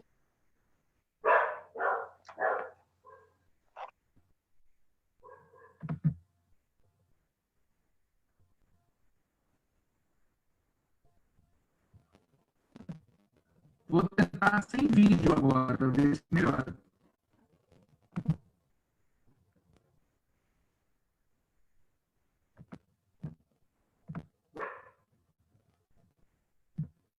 Bem, eu vou tentar novamente aqui o meu... Professor, eu acho que a distância da distância do senhor até o microfone, quando o senhor afasta um pouco da tela, dá para ver que o áudio melhora.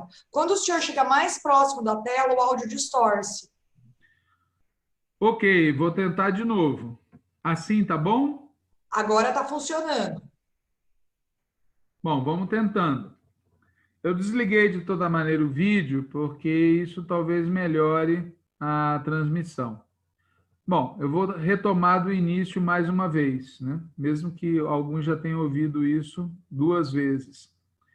Quando a Ivete pergunta quais são as forças políticas e sociais capazes de produzir uma situação revolucionária aqui, eu aponto o dedo para a classe dominante, porque a classe dominante impõe padrões de exploração e de opressão tão brutais que ela não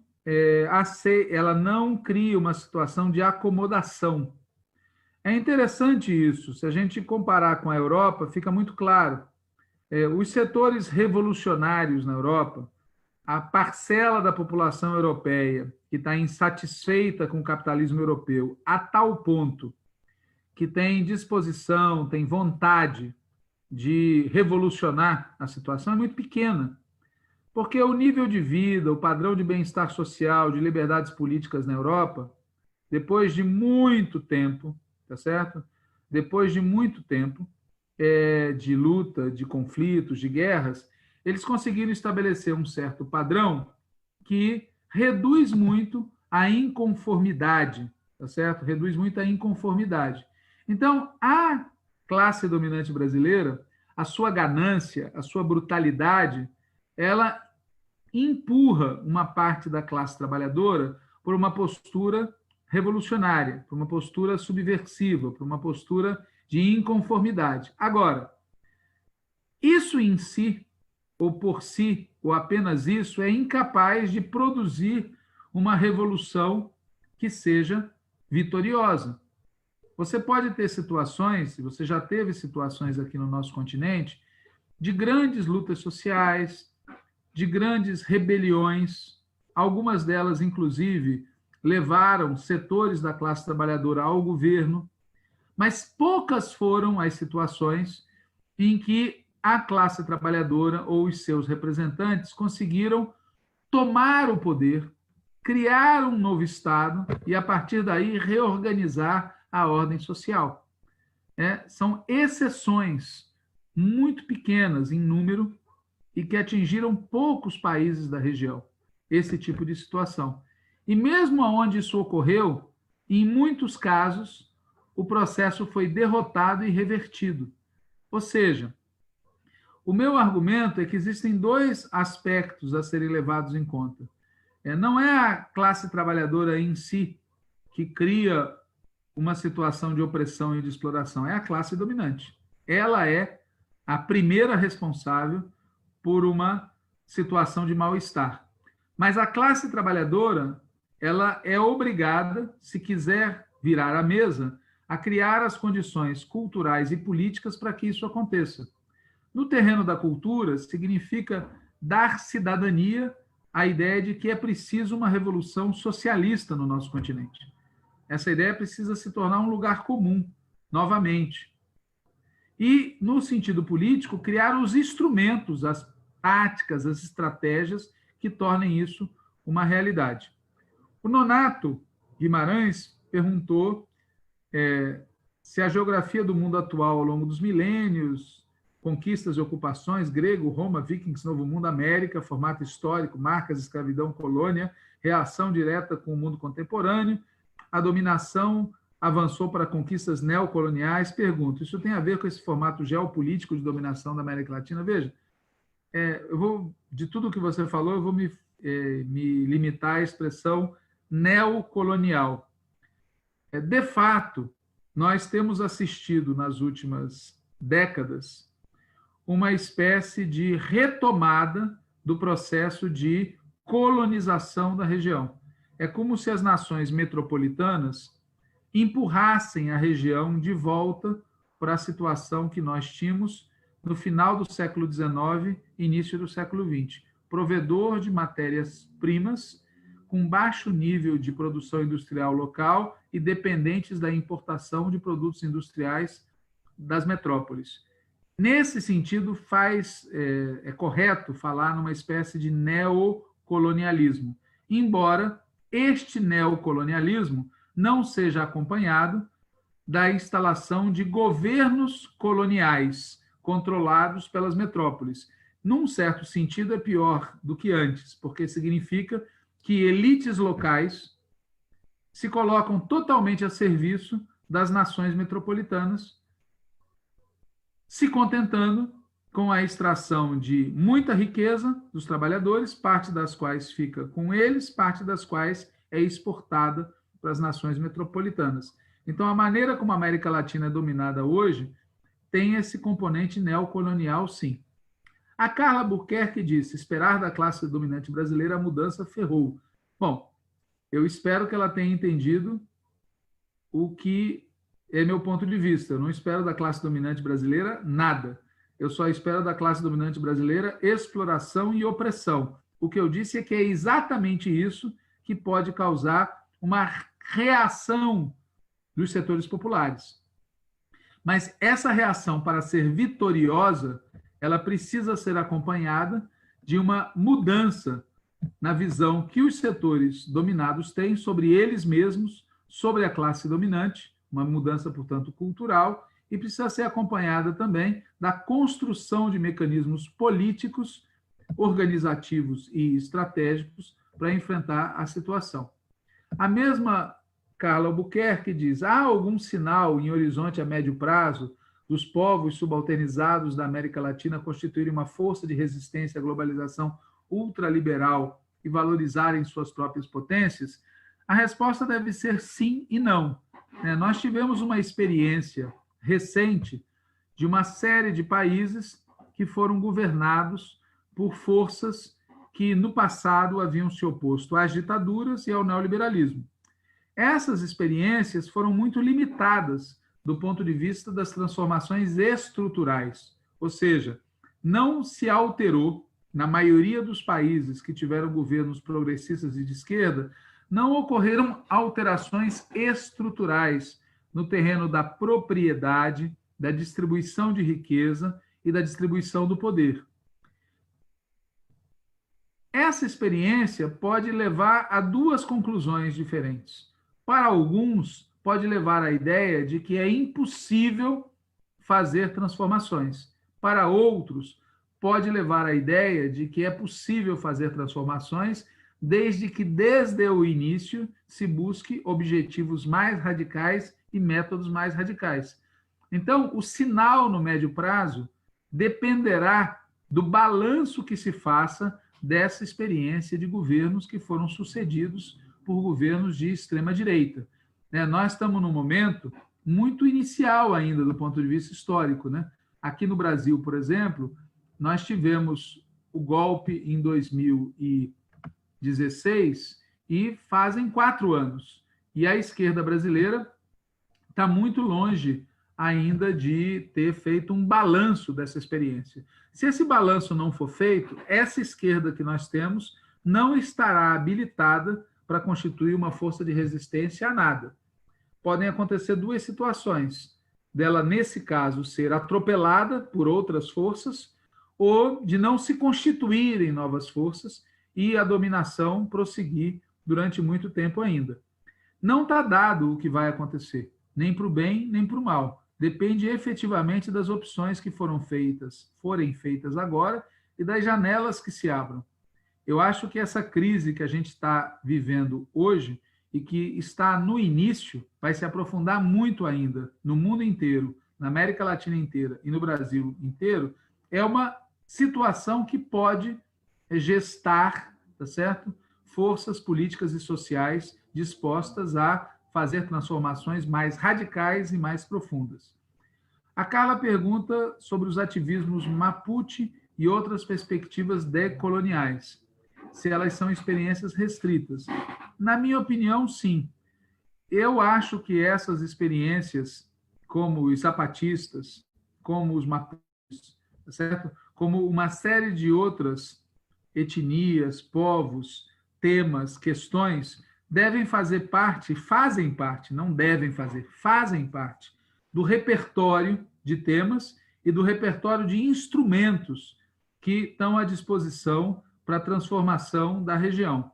Mas nós temos que nos dar conta que a maior parte dos povos da região moram em cidades e são assalariados ou não tem outra maneira de sobreviver que não o assalariamento. E é essa pegada que nós temos que ser capazes de responder se a gente quiser contar com o apoio dessa plebe urbana de centenas de milhões de pessoas que precisam ser convocadas para transformar a região. Os Estados Unidos não tentariam inibir o desenvolvimento do Brasil ou de grandes países latinos para defender sua hegemonia regional? Com certeza, não só tentariam, como vêm fazendo isso há muitas décadas. Os Estados Unidos, desde o final do século XIX, é ativamente interventor. E antes mesmo disso, em várias ocasiões, abocanhou territórios dos seus vizinhos. E continua sendo, qualquer coisa que aconteça no mundo nas próximas décadas, continuará sendo um inimigo, tá certo, da transformação democrática, popular e socialista da América Latina. Evidente que não seria assim se os Estados Unidos vivessem uma revolução socialista, mas essa hipótese, na minha opinião, é mais improvável do que a hipótese de uma revolução socialista vitoriosa na América Latina. Então, os Estados Unidos vão ser um fator o tempo todo de contraponto, de inibição, de tentativa de impedir a transformação. A questão, de novo, eu sempre coloco, isso é um fator absoluto ou relativo? Se é um fator absoluto, a gente podia parar o curso aqui agora e pronto, porque está dada, a nossa história vai ser escrita de fora para dentro. Se é um fator relativo, se não é um fator absoluto, a gente tem a obrigação de lutar para transformar a realidade. Vamos ter êxito? Não sei. Seremos nós a ter êxito ou serão novas gerações? Não sei. O que eu sei é que, olhando para trás, muita gente lutou para que a gente pudesse chegar até aqui e não acho que seja boa política a gente parar de lutar. Está perguntado aqui se precisamos da ajuda de uma força de fora para mudar a América Latina. Se precisarmos, é porque a gente não vai conseguir. Ou seja, eu não acredito na vitalidade, não acredito na chance de êxito de um movimento de libertação que depende de quem vem de fora.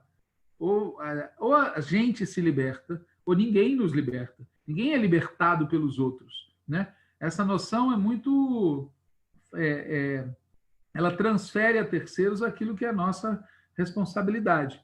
Uma coisa é pensar em termos de solidariedade, sempre é bom, tá certo? Mas força de fora para ajudar a mudar a América Latina, não acho que seja um bom caminho e não acho que vai existir, além do mais, né? Eu não conheço nenhuma revolução vitoriosa que tenha sido vitoriosa por causa de uma força de fora, né?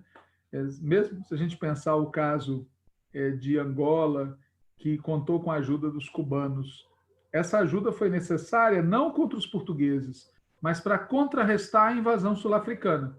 Aí é outra situação.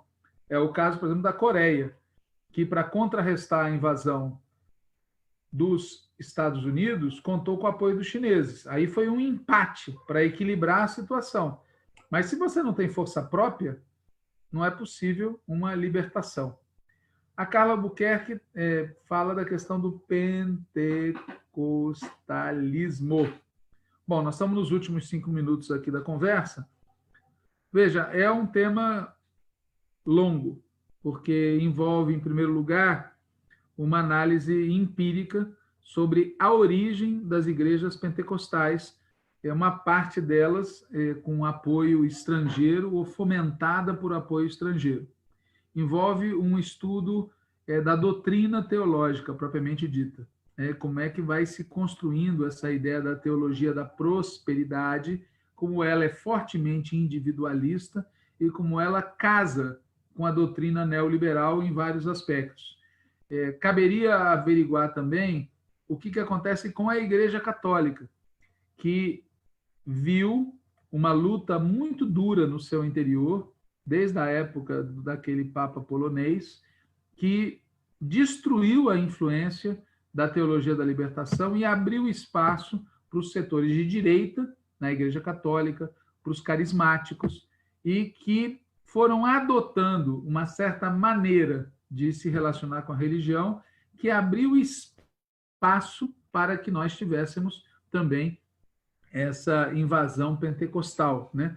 Podemos adicionar a isso o ambiente econômico-social que foi possibilitando, através do empobrecimento e através da ausência do Estado, a invasão de forças que não são apenas religiosas, mas também são forças sociais e políticas muito intensas.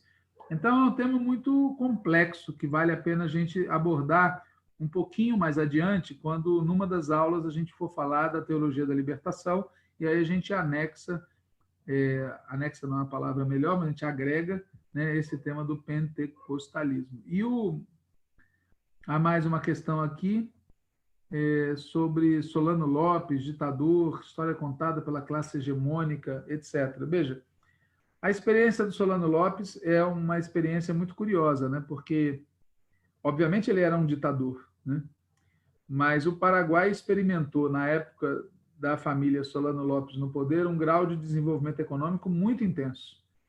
E, por isso mesmo, foi objeto, alvo daquela guerra brutal que foi desenvolvida pela Tríplice Aliança, em particular pelo Brasil, que esmagou uma nação que tinha um grau de desenvolvimento econômico e social superior ao de outros países da região, né? Então, é um episódio interessante, porque, de certa maneira, a sina de vários processos de libertação nacional aqui na região, ou de tentativas de desenvolvimento autônomo, né? Eles serem destruídos com apoio de países locais a serviço de potências imperialistas e sempre demonizando o inimigo, né? Há coisas que se fala do Solano Lopes, a gente vai ver recalchutadas no discurso contra o Fidel, no discurso contra o Chaves, no discurso contra outros líderes da região 100 anos depois, 150 anos depois, né? Esse conceito da pátria grande, né, assim como o conceito de nossa América, é outro conceito que foi sendo elaborado com o passar do tempo para dar conta de um problema contido no conceito de América Latina, né? O conceito de América Latina, ele tem uma pegada europeia, evidentemente, né? Ele tem uma pegada que dialoga mais com aqueles que dominam a língua oficial, português, o espanhol, e tem uma forte tradição europeísta, eurocêntrica envolvida, né? As elites que se consideravam latino-americanas na segunda metade do século XIX não necessariamente estavam preocupadas em incorporar na latino-americanidade os povos pobres da região.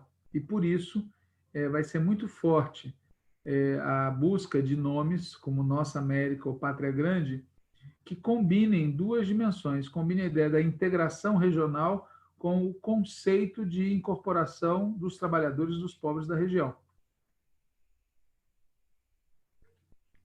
Pessoal, não havendo mais questões, são 9h, amanhã a gente vai retomar às 19 horas, dando prosseguimento a essa discussão sobre o conceito agora de América Latina e a maneira como ele vai ser retrabalhado num debate muito curioso acerca de Caliban e Ariel, tá bom?